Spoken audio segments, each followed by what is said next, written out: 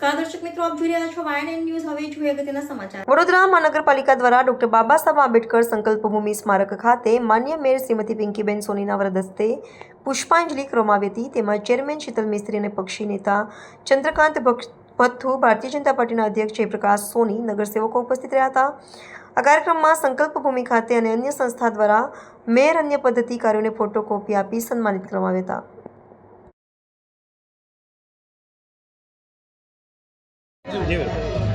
વડોદરા શહેર અને વડોદરાના રાજા સર સયાજીરાવ ગાયકવાડજીની અનોખી ભેટ એટલે સયાજી બાગ।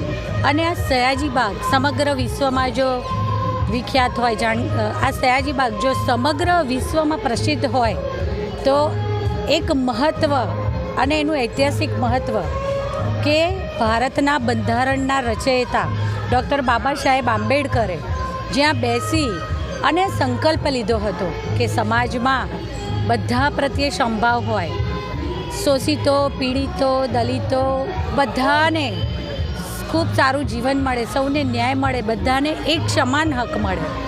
અને સૌથી મહત્ત્વની, અતિ મહત્ત્વની વાત કે જે નારી શક્તિ છે, એક સમય એવો હતો કે નારી શક્તિને માત્ર રસોડાની રાણી કહી અને એને ઘરના ઉંબરા સુધીનું જ એનું કાર્યક્ષેત્ર સીમિત હતું।